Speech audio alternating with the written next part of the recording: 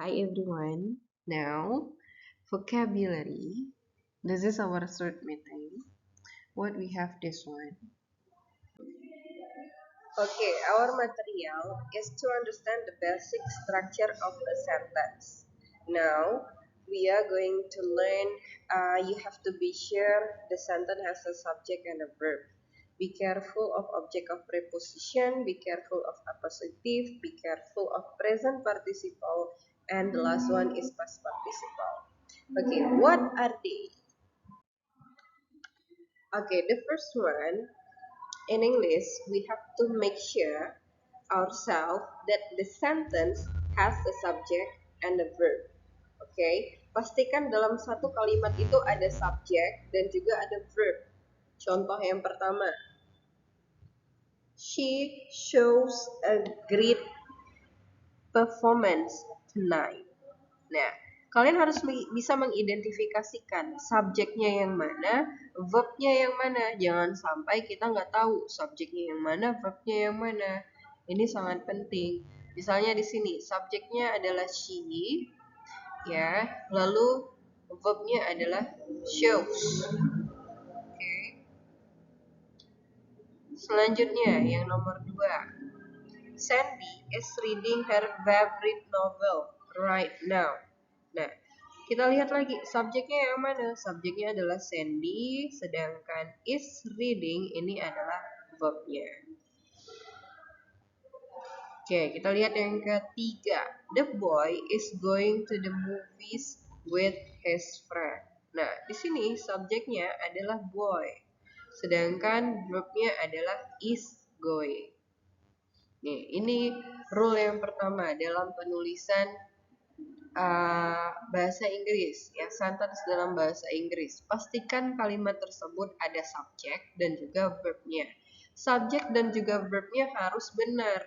Ketika si subjeknya dalam bentuk she, artinya kalau dia present berarti kita perlu menambahkan s di sini. Gitu. Ya, ketika dia dalam bentuk present participle, dia tidak bisa Sandy are reading atau Sandy am reading, tentu tidak bisa karena to be yang harus kita gunakan adalah to be is. Nah, hal-hal dasar seperti itu harus sudah kita pahami. Selanjutnya ada be careful of object of preposition. Nah, preposition ini apa? Preposition ini, an object of preposition itu biasanya ada a noun, pronoun, gerund, atau bisa juga noun clause yang datang setelah prepositional phrase.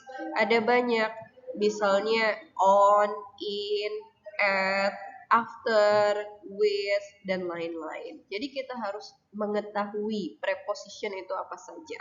Nah, kenapa kita harus hati-hati dengan object of preposition? Karena seringkali object of preposition dalam satu kalimat bahasa Inggris itu sering kita kira sebagai subjeknya. Ya, contohnya di sini. After the exam, Abdi will take a trip by boat. Nah, bisa saja kalian menganggap di exam ini adalah subjeknya. Padahal di exam ini bukan subjeknya. Tapi karena ada kata after di sini, di mana after ini adalah preposition yang menjadikan di exam ini adalah object of preposition dari after. Nah, barulah kita lihat lagi di sini. Abdi ini baru adalah subjeknya. Sedangkan will take ini adalah verbnya. Ya, will take a trip. By ini juga preposition.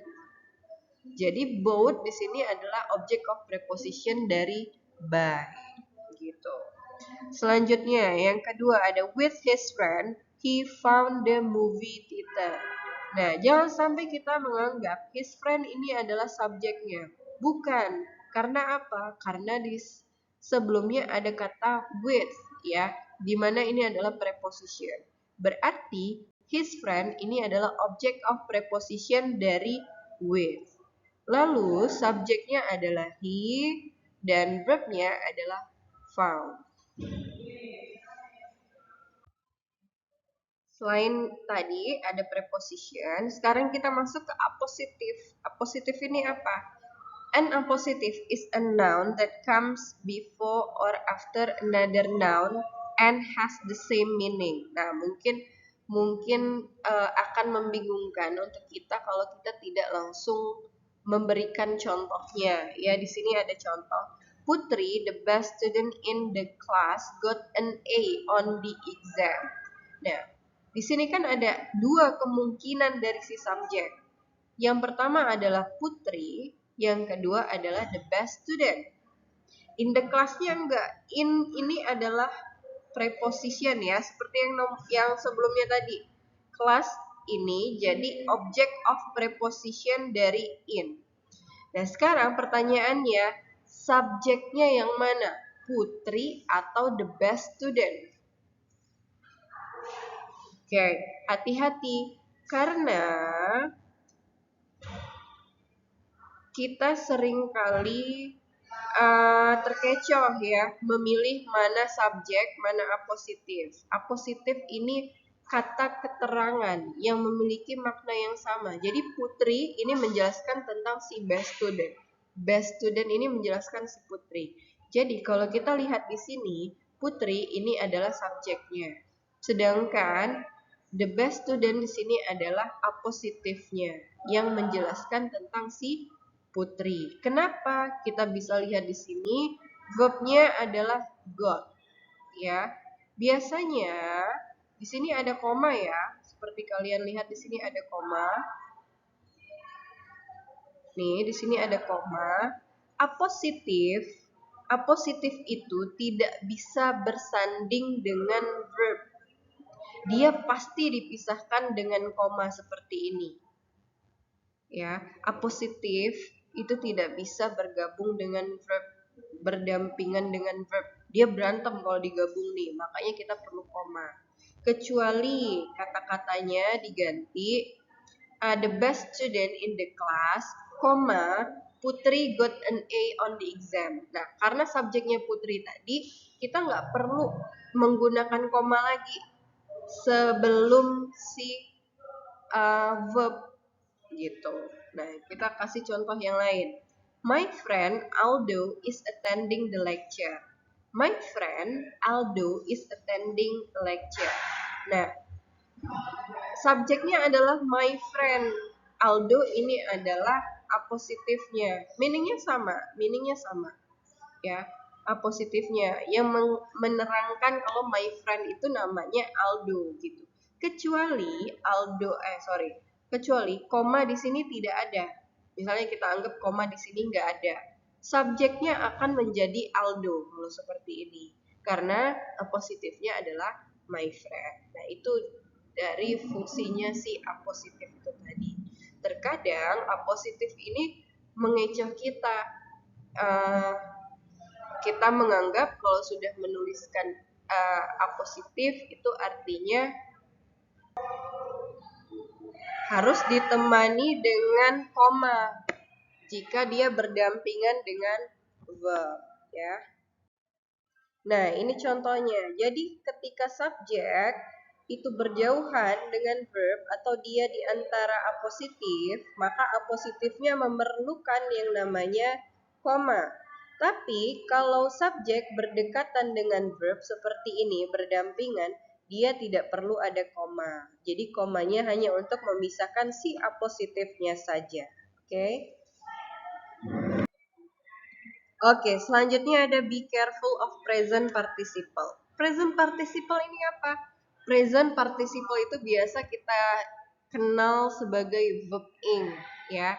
Talking, playing, reading, dan lain-lain. Nah, itu kita sebut sebagai present participle. Tapi hati-hati, present participle di sini bisa dia bertindak sebagai verb, bisa juga dia bertindak sebagai adjective. Kapan dia bertindak sebagai verb, kapan dia bertindak sebagai adjective.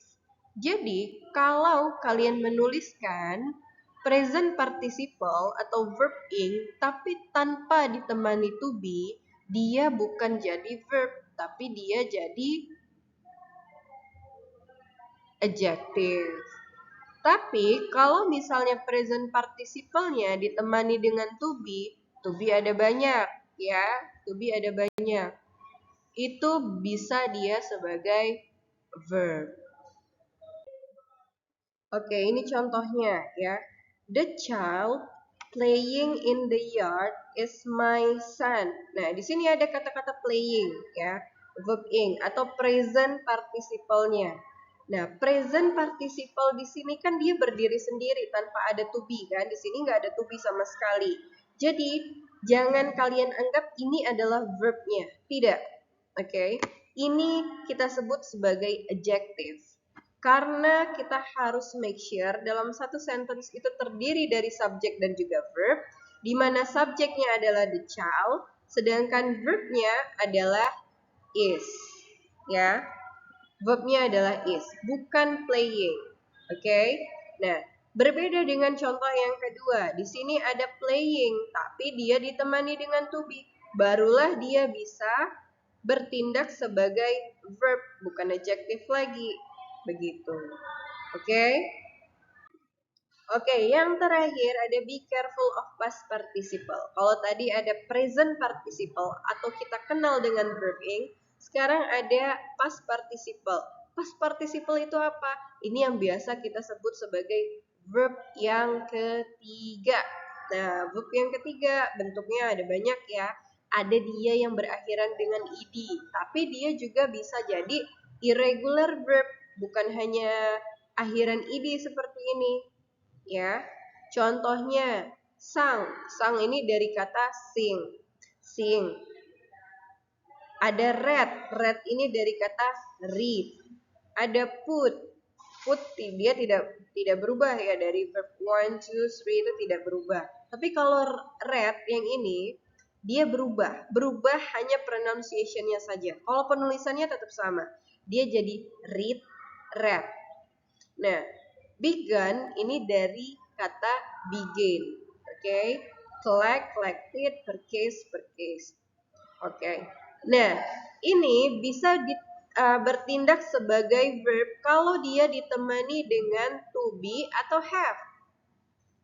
Tergantung dari subjeknya tentu saja. Baru dia ke past participle-nya atau verb yang ketiga. Dia juga bisa bertindak sebagai adjective, sama halnya seperti present participle tadi. Kalau dia berdiri sendiri, sorry ya, ini bukan present participle, tapi past participle. Kalau dia berdiri sendiri, artinya dia menjadi adjective, bukan menjadi verb. Oke, contoh yang pertama, the family has purchased. Nah, purchase ini adalah past participle-nya. Dan ada has di sini, makanya dia menjadi verb. Berbeda halnya dengan contoh yang kedua, the television purchased. Oke, purchase di sini tidak ditemani dengan has ataupun have sesuai dengan subjeknya. Jadi pasti ada verb yang lainnya di sini. Oke, verbnya adalah was. Ya. Selanjutnya ada the poem was written by Rico. The poem ini adalah subjeknya. Written ini adalah past participle-nya. Past participle-nya ditemani dengan to be. Artinya dia bertindak sebagai verb. Nah, berbeda halnya dengan yang kedua. The poem written by Rico appeared in the magazine. Di mana the poem ini adalah subjeknya, written dia berdiri sendiri. Dia bukan jadi verb, tapi dia menjadi adjective. Lalu verbnya yang mana? Kalau kita lihat di sini, verbnya adalah appear. Ini dalam bentuk yang kedua ya. Dalam bentuk yang kedua. Jadi hati-hati. Pastikan kalau kita mau menjawab itu adalah sebuah verb yang ketiga ataupun past participle itu harus diikuti dengan has, have, ataupun to be yang lainnya. Begitu. Oke, untuk yang belum paham boleh tanyakan langsung ke WhatsApp ke nomor Miss Farid. Thank you.